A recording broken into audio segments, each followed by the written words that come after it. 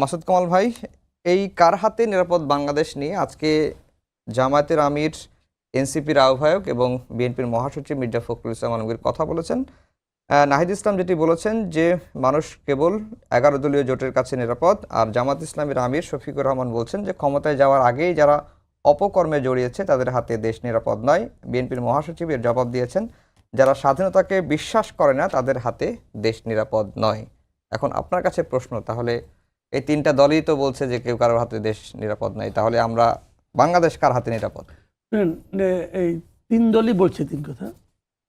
আমি কে বলছে কি বলছে এটা নিয়ে, কে বলছে এটা নিয়ে আমি আলোচনা করবো না, কারণ এটা মানে ওনারা তো ওনাদের মতো করে বলছে, কিন্তু কি বলছে এটা আমার জন্য গুরুত্বপূর্ণ।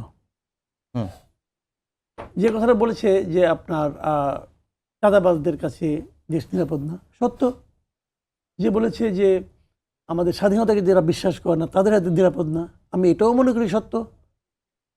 কাজে যাদের বিরুদ্ধে অভিযোগগুলো আছে তাদেরকে আমি বলবো, আপনারা রেকটিফাইড হয়ে যান। আপনারা এই কাজগুলো যাতে আপনাদের বিরুদ্ধে আর কেউ কখনো বলতে না পারে সেই চেষ্টা করেন, তাহলেই দেশ নিরাপদ। যাদের বিরুদ্ধে অভিযোগ উঠছে তারা যদি সেই কাজগুলো, অভিযোগগুলি সত্য হয়, তাহলে তারা সেখান থেকে যদি বেরিয়ে আসা তো সম্ভব, মানুষের পক্ষে সম্ভব। স্বাধীনতার বিরুদ্ধে তাদের বলছে তোমার ভূমিকা স্বাধীনতা যুদ্ধে ভালো ছিল না, তোমার বলুক আমি ভালো ছিল না, আমি মানি ভুল করছি, মানুষ ছিলাম, মানুষ মাত্রই ভুল হতে পারে, আমারও ভুল হয়েছে, আমি এখন স্বাধীনতার পক্ষে থাকবো, যা করছি ভুল করছি, ক্ষমা চাই, শেষ হয়ে গেল, দেশ নিরাপদ।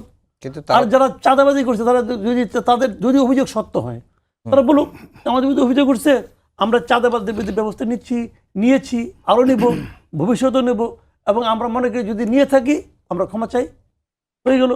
কিন্তু অস্বীকার করার মধ্যে কিন্তু কোনো বাহাদুরি নাই। আপনি যে অস্বীকার করছেন, আমি একটা উদাহরণ দেব বলি আপনাকে।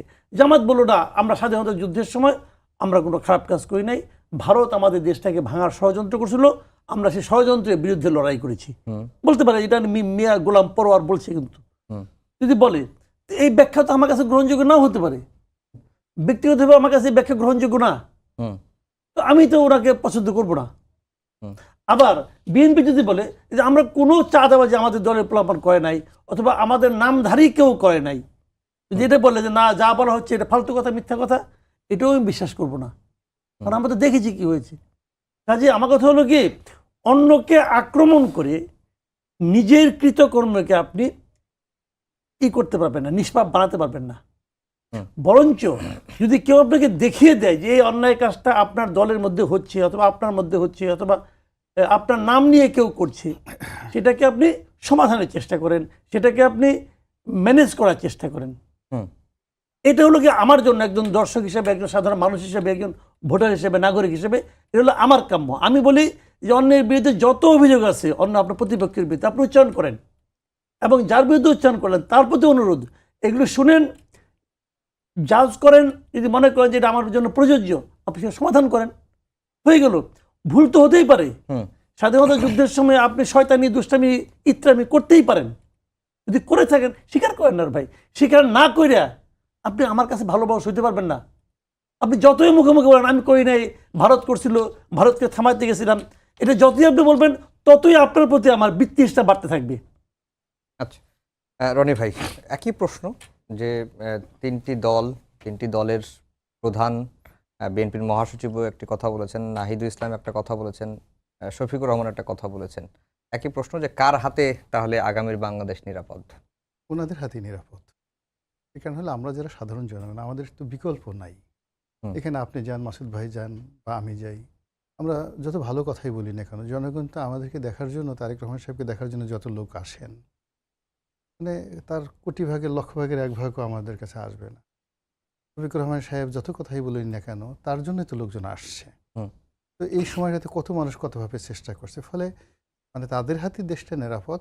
আমরা শুধু যেটা বলতে পারি যে আল্লাহ তাদেরকে হেদায়েত দান করুন, তাদের বুদ্ধি বাড়িয়ে দিন, এবং বিবেক বলতে যে জিনিসটি তাদের শরীরে আছে ওটা যেন মানুষের মতো কাজ করে, মানে অন্য কোনো প্রাণীর মতো। এখন তো ডক্টর মোহাম্মদ ইউনূস সাহেব একটা ঝামেলায় ফেলে দিয়েছেন, উনি সকল প্রাণীকে একই গোত্রভুক্ত করে ফেলেছেন। আমরাও প্রাণী, পশুও প্রাণী, কোনো ভেদাভেদ নেই। কাজেই আমি মনে করি যে সরকার আর রাষ্ট্র আমাদেরকে যতই সমতা আনার চেষ্টা করুক না কেন, মানুষ মানুষই, আশরাফুল মাখলুকাত। আবার মানুষের মধ্যে যারা রাজনীতি করবেন তারা সবচেয়ে শ্রেষ্ঠতম যে গোষ্ঠীটি রয়েছেন শিক্ষা দীক্ষায় মান মর্যাদায় শক্তি সামর্থ্যে তারাই রাজা হবেন, হুম। নেতা হবেন।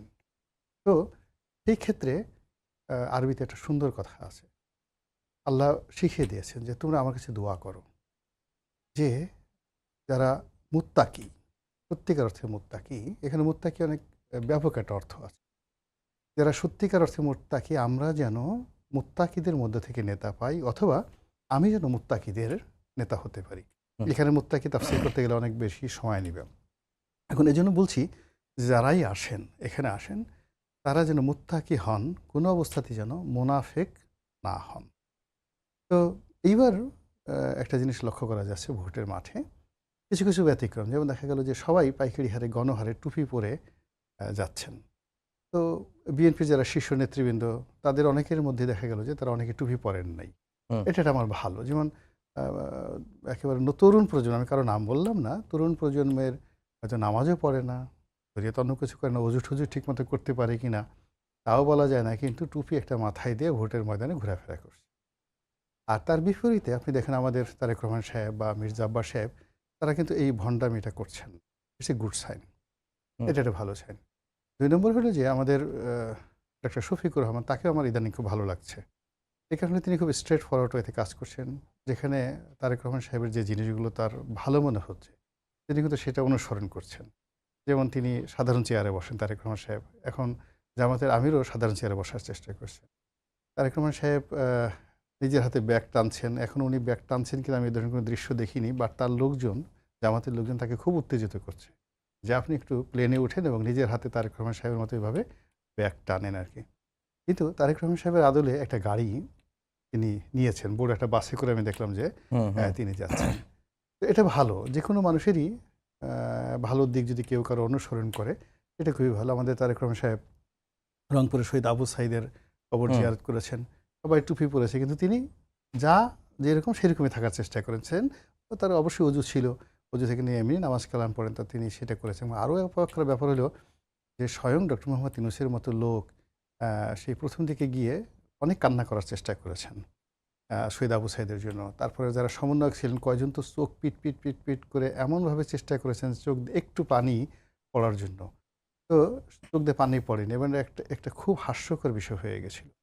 তো সেই দিক থেকে তারেক রহমান সাহেব এই জিনিসটা করেননি। হুম। তো এইভাবে রাজনীতির প্রচার চলছে, প্রোপাগান্ডা চলছে, তার মধ্যেও কিন্তু তাদের যে স্বতন্ত্র বৈশিষ্ট্য, রাজনীতিবিদদের শফিক সাহেব বলেন বা তারেক রহমান সাহেব বলেন, তাদের স্বতন্ত্র বৈশিষ্ট্যগুলো আমাদের সামনে চলে আসছে, দের যে অপশন।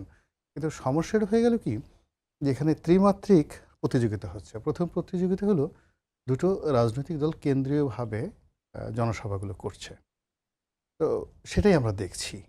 আর কিছু পরিচিত চেনামুখ যারা শীর্ষ নেতৃবৃন্দ রয়েছেন তারা কিছু গণসংযোগ করছে। হুম। কিন্তু ইন অ্যাভারেজে ভোটের মাঠের যে উত্তাপ ১০ দিন আগে যেভাবে হওয়া উচিত, সাধারণ মানুষের অংশগ্রহণ থেকে শুরু করে মাঠে ময়দানে যে তাপ এবং উত্তাপ, তারপরে যে আগ্রহ, উদ্দীপনা, ইন্টারেকশন, এটা আমরা যেভাবে দেখেছি ইতিপূর্বে, এমনকি আওয়ামী লীগ যে তিনটি বিতর্কিত নির্বাচন করেছে সেই সময়টাতে যেটা দেখেছি সেটা এখন দেখতে পাচ্ছি না। জি। আমি যে এলাকাতে বসবাস করি আশেপাশে ভোট, মার্কা, প্রার্থী, আমি এদের নামও জানি না, দেখিও না, অথচ আমরা টেলিভিশনে দেখি যে একটা ভোট হচ্ছে, সবকিছু জি, হচ্ছে। রনি ভাই আপনার কাছে আবার আসবো। মাসুদ কামাল ভাই, আজকে আমার যতটুকু, আমি যদি ভুল না করে থাকি, যে নির্বাচনী প্রচারণা শুরুর পরে তারেক রহমান এর আগে রাজশাহীতে গিয়েছেন, সিলেট, চট্টগ্রামে গিয়েছেন। আজকে রংপুরের তিনি যে নির্বাচনী জনসভায়, সেখানে তিনি যে গণভোটটি হবে ১২ ফেব্রুয়ারি, সেই গণভোটের হ্যাঁ হ্যাঁ, পক্ষে ভোটের তিনি আহ্বানটি জানিয়েছেন নেতাকর্মীদের। এই মুভটাকে আপনি কিভাবে দেখছেন? এটা ওনার পলিটিক্যাল মুভ, হুম। এটা ওনার পলিটিক্যাল মুভ। উনি হয়তো মনে করেছেন যে এই মুভটা দিলে পরে ওনার ভোট বাড়বে, অথবা উনি হ্যাঁ বলতে চান, এটা ভালো। কিন্তু এটা আমার কাছে কিছুটা আপনার মনে হয়, আমি কনফিউজ এই কারণে যে উনি যদি হ্যাঁটা চান, ভালো, এই জুলাই সনদ নিয়ে ওনার একটা পজিটিভ দৃষ্টিভঙ্গি প্রকাশিত হলো, এটা খুবই ভালো। কিন্তু আমি তো ওনার কথা দ্বারা ব্যক্তিগতভাবে প্রভাবিত নই। হুম। আমি আমার বিচার বুদ্ধি দিয়ে চিন্তা করে দেখছি, আমার কাছে মনে হয়েছে এটা একটা টোটালি একটা মানে মানুষের জন্য একটা বিভ্রান্তিকর প্যাকেজ দেওয়া হয়েছে। এই প্যাকেজ দিয়ে আমি কি পাবো না, আমি কোনটা চাই না, এটা কোনো কিছুই প্রমাণ হয় না। দ্বিতীয়ত আমি গণভোটটাকে আসলে আমি আইনগতভাবে মানে আপনার অবৈধ মনে করি। হুম।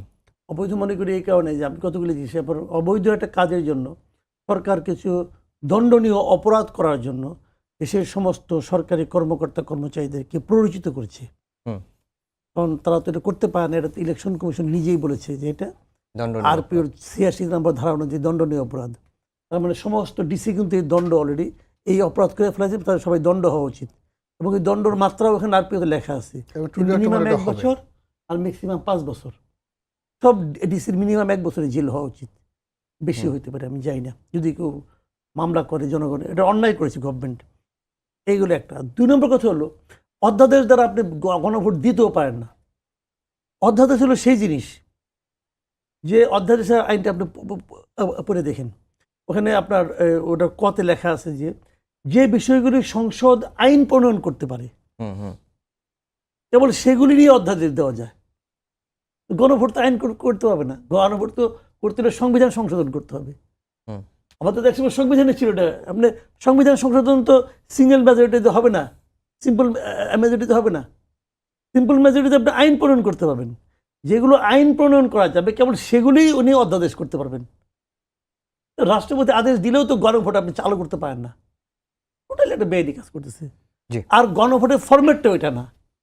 সারা দুনিয়ার যেসব উদাহরণ দেয় ওগুলো কি আগে সংসদ ঠিক করে যে আমরা এটা করতে চাই, তারপরে তারা ভাবে যে এটা আমরা করতে চাচ্ছি, এটা কি ঠিক হচ্ছে, তখন তারা জনগণের কাছে এটা আবার পাঠায়।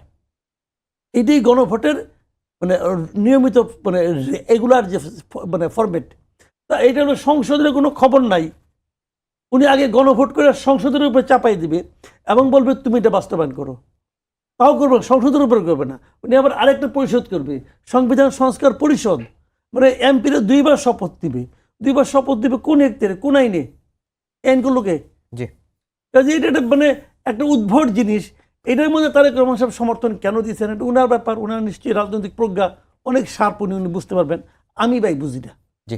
রনি ভাই, মাসুদ কামাল ভাই কনফিউজিং যে তারেক রহমান আসলে কেন গণভোটের পক্ষে ভোট দেওয়ার জন্য নেতাকর্মীদের আহ্বান জানেন, এটি একটি দিক। আর হচ্ছে যে নির্বাচন কমিশন এবং সরকার এই গণভোটের প্রচারণা নিয়ে মুখোমুখি অবস্থানে। প্রথমত হলো মাসুদ ভাই ভদ্রতা বজায় রেখে যতটুকু বলার সম্ভব তিনি বলেছেন। তারেক রহমান সাহেব তাকে খুবই মান্যগণ্য করেন, তার কথার মূল্য দেন। তো এই জন্য মুখে যতটুকু রাখা দরকার। কিন্তু আমি আসলে যেটা বলতে চাই যে এই নির্বাচনের এই সময়টিতে তার এই ধরনের কথাটা বলা একেবারে অনুচিত, একেবারে অনুচিত। এর কারণ হলো এখন যারা ক্ষমতায় আছেন এরা অরাজনৈতিক শক্তি, কতদিন টিকবেন বলা যাচ্ছে না, কিন্তু তারা চলে গেলে আর দ্বিতীয়বার তাদের প্রত্যাবর্তন হবে না। কিন্তু those who are the politician, তারা বারে বারে ফিরে আসবে। আওয়ামী লীগ ছিল না এক সময়, ফিরে এসেছে, আওয়ামী লীগ চলে গেছে, আবার ফিরে আসবে নিশ্চিতভাবে। তারেক রহমান সাহেব ছিলেন না 17 বছর, তিনি এসেছেন। কিন্তু এখন যারা আছেন, এটা আলী রিজার সাহেব বলেন বা ডক্টর মোহাম্মদ ইউনূস বলেন, তারা যদি কোনো কারণে ক্ষমতাচ্যুত হন, যখন হন, দেয়ার ইজ নো চান্স ফিরে আসার জন্য। তাহলে একটা জিনিস দেখুন যে সুপিরিয়র কখনো ইনফেরিয়র দ্বারা প্রতিস্থাপিত হতে পারেন না। এখানে দ্য পলিটিশিয়ান, রাজনীতিতে যারা আছেন বাংলাদেশে, including mister Tarique Rahman, doctor Shafiqur Rahman, তারা সবাই বাংলাদেশের রাজনীতিতে পার্মানেন্ট পিলার। তো সেক্ষেত্রে তারা সরকারের যে সকল কর্তা ব্যক্তি বলার চেষ্টা করছেন, হায়ের পক্ষে ন্যারেটিভ তৈরি করার চেষ্টা করছেন, হুমকি দিচ্ছেন, যারা ভোটের বিপক্ষে বলবেন তারা ফ্যাসিবাদ বা স্বৈরাচারের দোসর।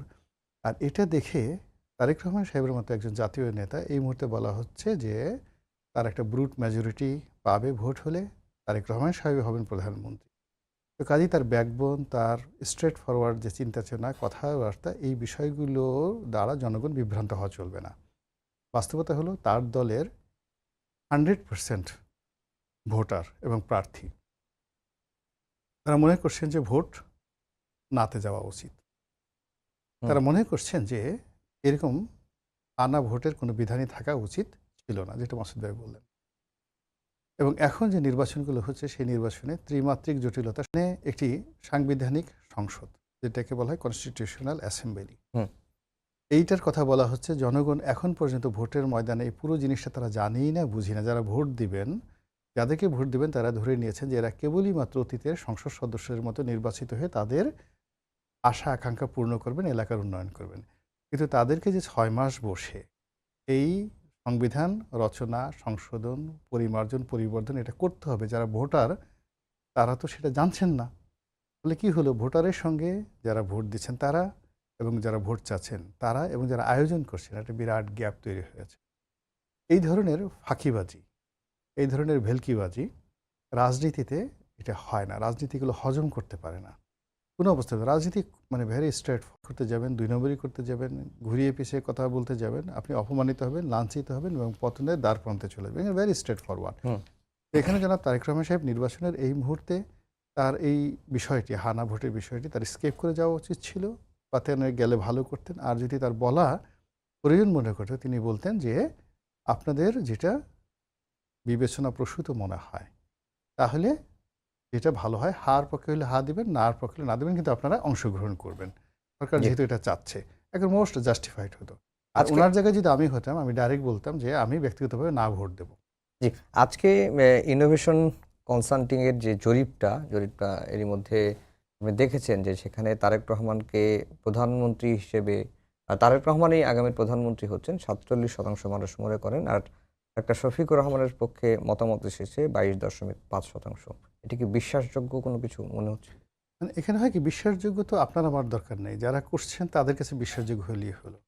এখানে গত 17 মাস ধরে অনেকগুলো, যাদেরকে আমাদের যে সাবেক পররাষ্ট্রমন্ত্রী দালাল এবং ফড়িয়া হিসেবে বলেছেন, যে আমাদের এই সমাজে অদ্ভুত অদ্ভুত দালাল এবং ফড়িয়া গত 17 মাসে তৈরি হয়েছে। মানব পাচার, মন্ত্রীর পাচার, রাজনীতি পাচার, এমপি পাচার থেকে শুরু করে পাচারের ক্ষেত্রে যেটা দালাল ফড়িয়া চক্র তৈরি হয়েছে, এটা আমাদের এই বাংলাদেশে এত হাই লেভেলের ছিল না। যে একটা পররাষ্ট্রমন্ত্রীকে, একটা মন্ত্রীকে এয়ারপোর্ট দিয়ে বা অন্য একটা জায়গা দিয়ে গ্রিন চ্যানেলে তাকে পাচার করা যায় শত শত কোটি টাকার বিনিময়ে, এই জিনিসটা ছিল না। তদ্রূপ এই নির্বাচনের আগে কখনো তারেক রহমান সাহেবকে গাছে তুলে একেবারে বিরাট একটা জরিপ করা হলো, তিনিই প্রধানমন্ত্রী। আবার 2 দিন পরে দেখা গেল আরও একটা, যাকে মানে জরিপ তৈরি করা হলো, যেখানে ডাক্তার শফিকুর রহমানকে বলা হলো যে একেবারে তিনি 19-20, তারেক রহমান সাহেব 19-20 এই অবস্থার মধ্যে আছেন, একটু ধাক্কা দিলেই তিনি প্রধানমন্ত্রী হতেন। আমাদের এই সময়টার মধ্যে দেখা গেল যে রাজনীতিবিদদের মধ্যে বিদেশি গণমাধ্যম, বড় বড় গণমাধ্যম, সেখানে সাক্ষাৎকার দেওয়ার জন্য তারা যেভাবে ছুটোছুটি করছে এবং যেটাকে মনে করছে যে বিদেশে একটা গণমাধ্যমে সাক্ষাৎকার দিতে পারলেই তারা যে ইংরেজিতে কথা বলতে পারেন, তারা যে বিদেশিদের সঙ্গে স্টাইল করে ভালো পোশাক আশাক করে তাদেরকে ইমপ্রেস করে বিশ্বের নাম করা পত্রিকায় মানে তারা প্রচ্ছদে মানে মডেল হতে পারেন, এই যে একটা ইঁদুর দৌড়ের প্রতিযোগিতা, এটা অতিপূর্বে কখনো ছিল না। ফলে এই যে যে জিনিসগুলো হচ্ছে, আমাদের যে প্রচলিত রাজনীতি, ভোট দিবে জনগণ, ভোট দিবেন বিএনপির যারা নেতাকর্মী, ভোট দিবেন জামাতের যারা নেতাকর্মী, এখানে যারা আছেন, এখানে প্রচার প্রপাগান্ডায় খুব বেশি পরিবর্তন হবে না। যারা জামাতের লোকজন তারা কেউ বিএনপিতে ভোট দেবেন না, হুম। যারা বিএনপির লোকজন তারা কেউ জামাতে ভোট দেবেন, ইট ইজ সেটেলড। বাকি যে জিনিসগুলো আছে সেটা হলো ম্যাটিকুলাস ডিজাইনে, ওই যে যে জিনিসগুলো বলা হচ্ছে যে 15 লক্ষ বা 20 লক্ষ ভোট ঢাকা শহরে আনা হয়েছে, 20 লক্ষ ভোট, তারপর শেষে ম্যাটিকুলাস ডিজাইনে কাউকে জিতিয়ে দেওয়ার চেষ্টা করা হচ্ছে, প্রবাসী ভোটদেরকে নিয়ে কারসাজি হচ্ছে, ব্যালট পেপারগুলো ছাপা হয়েছে, বোরকা বানানো হয়েছে 2 কোটি, ওটার ভিতর দিয়ে 3-5 জন 6 জন করে এক একজনের পকেটে করে জাল ভোট নিয়ে ভিতরে নিয়ে ঢুকিয়ে দিবে, এই যে গুজবগুলো ছড়িয়ে পড়েছে, এইগুলোর ব্যাপারে কার্যকর জনসচেতনতা তৈরি এবং কার্যকর ব্যবস্থা গ্রহণ করলেই কেবলই মাত্র জনগণ যেটা দিতে চায় তারাই দিবে। আর আরেকটা বিষয়, রনি ভাই আপনার কাছে আবার আসবো। মাসুদ কামাল ভাই, এই যে রনি ভাই শেষের যেই কথাগুলো বললেন যে 15 লাখ থেকে 20 লাখ ভোটার বাংলাদেশ ঢাকা শহরে ট্রান্সফার করা হয়েছে, এই ধরনের আমরা পত্রপত্রিকায় দেখি, এটির কি আসলে বাস্তবতা আছে? আমি বলতে পারবো না, যেহেতু বলা বলি হচ্ছে, কিছু বাস্তবতা থাকতেও পারে, লোকজন একদম হাওয়ার উপরে বলবে এটাও তো ঠিক না। বাট আমার কাছে কোনো তথ্য নাই, আমি ঠিক বলতে পারবো না। আমি শুনেছি, আমিও শুনেছি, এখন হতেও পারে, নাও হতে পারে, আমি জানি না। তবে এটা জামাতের এই ধরনের প্র্যাকটিস আগেও ছিল। নিজামী সাহেব যখন ইলেকশন করছেন তখনও শুনেছিলাম যে এরকমভাবে মানে ব্যাপার স্যাপার নাকি হয়, ওনাদের কেন্দ্রীয় নেতাদের পাশ করানোর জন্য পুরো দেশেরই একটা উদ্যোগ থাকে। এটা আসলে সাংবাদিকদের কাজ, সাংবাদিকদের ইচ্ছা করলে কিন্তু ইলেকশন কমিশনে যোগাযোগ করে এটা জেনে নিতে পারেন, আপনারাও পারেন, যোগাযোগ করতে পারেন। আমার মনে হয় এটা একটা ভালো আইটেম হবে। আর এই যে জরিপটা আজকে প্রকাশিত হলো, 47% মানুষ তারেক রহমানকে প্রধানমন্ত্রী হিসেবে মনে করছেন, আগামীর প্রধানমন্ত্রী হিসেবে মনে করছেন, আর 22.5% ডক্টর শফিকুর রহমানের পক্ষে। এটাকে আপনি কিভাবে দেখছেন? দেখেন, একদম পার্সেন্টেজের হিসাবগুলো এটা তো আসলে বলা কঠিন। তবে একটা জিনিস হলো কি, জরিপের ব্যাপারটা আমি বলি। জরিপের ব্যাপারটা হলো কি, এটা বাংলাদেশে ডিপেন্ড করে কোন প্ল্যাটফর্ম জরিপটা করছে তার উপর। হুম। ধরেন কিছুদিন আগেও আমরা একটা জরিপ দেখলাম, বিদেশে কিন্তু খুব জরিপ হয় বিদেশে, এবং আমি দেখেছি বিদেশে যে জরিপগুলি হয়, ইন্ডিয়াতে হয় অথবা ওয়েস্টার্ন ওয়ার্ল্ডে হয়, এই জরিপগুলির ক্ষেত্রে না একটার সঙ্গে আরেকটার ডিফারেন্স খুব বেশি হয় না, অল্প, এই 1-2 পয়েন্টে এদিক সেদিক হয় আর কি। এখন ওদের জরিপ করে একটা পদ্ধতি আছে, আমাদেরও একটা আলাদা পদ্ধতি আছে। আমাদের এখানে যারা জরিপ করেন এরা কি পদ্ধতিতে করেছেন, ইনোভেশনের আগে যেটা করেছিলেন ওটা ওভার টেলিফোনে করেছিলেন। আবার এইবার তারা কি, আমি নিউজটা দেখি না, এইবার তারা কীভাবে করছেন আমি জানি না। যে এগুলো অনেক কিছু আছে। আবার অনেকে আছে যে অনেক ইউটিউবার আছে তারা অনলাইনে জরিপ করে, যেমন আমিও কিন্তু মাঝে মাঝে জরিপ করি। এখন এটা ডিপেন্ড করে কি প্ল্যাটফর্মের উপর। যেমন আজকে যদি পিনাকি ভট্টাচার্য একটা জরিপ করে, আপনি দেখবেন জামাত এখানে একক সংখ্যাগরিষ্ঠ, মানে 2/3 পাবে জামাত। এটাকে আজকে একটা জরিপ করুক, বলুন তো জামাত 230 আসন পাবে এটা কি ইয়েতে হিসাবে তার পেজে, হ্যাঁ তার পেজে, হ্যাঁ তার পেজে। আবার আমি করি, লোকে ভোটে দিয়ে যাবো না, কারণ আমি দেখছি ইদানিং আমার পেজে আওয়ামী লীগের লোকজন খুব ভিড় করছে। এখন কেন করছে ভাই, আমি তো করে দাওয়াত করা আনি নাই, কেন করছে এটা তারা জানে, আমি বলতে পারবো না। আমি মাঝখানে জরিপ করছিলাম, ওখানে 65% লোক বলতেছে আমরা ভোটে দিতে যাবো না। এটা কিন্তু পিনাকির পেজে হবে না। তার মানে কি, এটা হলো ডিপেন্ড করে যে কোন প্ল্যাটফর্মে জরিপটা করতেছে এটার উপর। তো এখন ইনোভেশন করছে, ওনাদের সঙ্গে প্রথম আলোর একটা ভালো সম্পর্ক আছে, আমি আগেও দেখেছি ওখানে ওরা করেন প্রায়। এদের জরিপটা আমার কাছে মোটামুটি ভালোই মনে হয়, মানে তুলনামূলক। আমি যদি অন্যগুলোর সঙ্গে তুলনা করি, এই যে মাঝখানে একটা করেছিল কে যেন, ওদের সঙ্গে অথবা পিনাকির সঙ্গে অথবা আমার সঙ্গে তুলনা করলে আমার কাছে মনে হয় যে ওদেরটা ভালো, ওদেরটা আমার কাছে অধিকতর গ্রহণযোগ্য মনে হয়। জি রনি ভাই, আপনি বলছিলেন যে বিএনপির যারা সমর্থক তারা বিএনপিকেই ভোট দিবে, জামাতের যারা সমর্থক তারা জামাতকেই ভোট দিবে, আর আওয়ামী লীগের যারা সমর্থক তারা আসলে কোন দিকে যাবে। এই জরিপে এই বিষয়টি উঠে এসেছে যে আওয়ামী লীগ সমর্থকরা বিএনপির দিকেই ঘুরছে। 32.9% আওয়ামী লীগের সমর্থকরা তারা মনে করেন বিএনপির পক্ষে, আর 13.2% জামাতের পক্ষে, 41.3% তারা আসলে সিদ্ধান্তহীন। এখানে যারা জরিপ করেছেন সম্ভবত তাদের তথ্যে ভুল থাকতে পারে, অথবা তারা লোক সিলেকশন করতে গিয়ে আওয়ামী লীগের লোক হিসেবে যাদেরকে এনেছেন তারা আওয়ামী লীগ করেন না। তৃতীয়ত যেটা সম্ভাবনা হতে পারে সেটা হলো আওয়ামী লীগের যারা লোকজন আছেন তারা ভয়ে এই কথাবার্তাগুলো বলতে থাকতে পারে। ইন জেনারেল হলো যে টিল নাও, আজকের দিন পর্যন্ত স্বয়ং শেখ হাসিনা জানেন না যে আওয়ামী লীগের ভোট আসলে কোন জায়গাতে, কোন সিটে, কোন পর্যায়ে করবেন। এক। দুই নম্বর হলো যেখানে বিএনপির একক মেজরিটি রয়েছে 35%, তো সেখানে 35% লোক তারেক রহমান সাহেবকে প্রধানমন্ত্রী হিসেবে চাইতে পারে, এবং সেখানে বিএনপির বিদ্রোহী প্রার্থী এবং অনেক লোক বিএনপির মধ্যে ইন্টারনাল ক্লাশের কারণে তারেক রহমান সাহেবের প্রতি বিরক্ত। তো সেক্ষেত্রে যদি বিএনপির লোকদের উপরও যদি জরিপ চালানো হয় তাহলে এখানে হাইয়েস্ট 20 to 25% আসতে পারে, নট মোর দ্যান দ্যাট। এখানে 47% কীভাবে আসলো আমার রাজনৈতিক অভিজ্ঞতা আমি এটা মিলাতে পারছি না।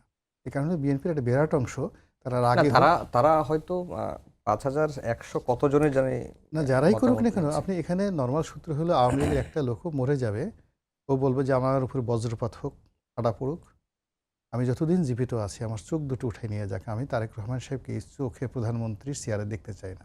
এগুলো আমাদের দেশের আওয়ামী লীগ বিএনপির দ্বন্দ্বের সংজ্ঞা। তারা কবরে মরে যাবে বলে যে আমি মরে যাব, জাহান্নামে যাবে, কিন্তু আমাদের এক কবরে দাফন করা চলবে না, এই বিরোধ। জামাতের ক্ষেত্রে বিএনপির সাথে যে সম্পর্কটা, এটা এখন আরও দাগমূলে হয়ে গেছে। বলে আপনি 5000 লোকের মধ্যে যদি কোনো জামাতের লোকের কাছে জিজ্ঞাসা করেন, সে মরে গেলেও বলবেন আমি তারেক রহমান সাহেবকে পছন্দ করি, আর আওয়ামী লীগের লোকজন করবে না। তাহলে ওই যে বললাম যে বিএনপির ভোটই বিএনপিকে, অর্থাৎ তারেক রহমান সাহেবের যে ভোট 35%, তারাই তাকে প্রধানমন্ত্রী হিসেবে চাইবেন, জেনারেল পাবলিক লীগ একজনও চাইবেন না। এখন এই যে তার যে 35%, এর মধ্যে স্বতন্ত্র নির্বাচনের কারণে বিভিন্ন অন্তর্দ্বন্দ্ব কলহের কারণে তার দলেরই একটা লিস্ট 10% লোক তারা বিরক্ত যে জি। আমরা তারেক রহমানকে চাচ্ছি না। আমাদের সময় এই শেষ, জিনিসটা 1 মিনিট সময় আছে। ফলে এই ধরনের জরিপে প্রবলেম তৈরি করবে আরো। জি, 1 মিনিট সময় আছে। ওই যে 2001 সালে যখন বিএনপি সরকারে ছিল, বিএনপির সঙ্গে জামায়াতেরও 2 জন মন্ত্রী ছিল। এটা নিয়েও কিন্তু ডিবেট চলছে। আজকে তারেক রহমান তার জবাব দিয়েছেন। এর আগে যখন ডক্টর শফিক রহমান বলছিলেন যে অন্তত 3টা মন্ত্রণালয় বাঁচানোর জন্য হলেও তাদের দলের যে যারা মন্ত্রী হয়েছিলেন তারা সরে আসেননি। আজকে তারেক রহমান বলেছেন যদি তারা বিএনপি ভালো মানুষের মন্ত্রিসভা গঠন করেছে দেখেই জামাতের লোকজন যেহেতু ভালো সেই কারণে তারা সরে আসেনি। এখানে হলো কি, এইটাও কিন্তু দেখেন, আমি বলি আপনাকে, এই পলিটিক্যাল পার্টিগুলি নিয়ে অতীত নিয়ে, এই ধরনের অতীত নিয়ে এত আলোচনা করার দরকার আমি মনে করি না। এগুলিতে পাবলিক খুশি হয় না। খুশি হয় না এই কারণে ভাই, ওই সরকারের যত কৃতকর্ম, হুম ওই সরকারের যত মন্ত্রী আসলেন সবাইকে কম বেশি যার যার আনুপাতিক হারে নিতে হবে। হুম এখন যদি আপনি জামাত যদি আজকে বিএনপির সমালোচনা করে, তাহলে এই প্রশ্ন মানুষ করবেই যে আপনি যদি ওই সরকারকে খারাপই মনে করেন তাহলে আপনি থাকলেন কেন? জি। আপনি তো আসেন নাই। তো এই জায়গায় ঠিকই আছে। এখন না আসার যে কারণ, নানা রকম কারণই হতে পারে। আসলেন না কেন? ভাই আমার পিঠে ব্যথা ছিল, উঠতে পারি নাই, বলেন আপনার সমস্যাটা কি? আপনি এগুলি বিশ্বাস করেন না। আপনাকে অসংখ্য ধন্যবাদ জানাই।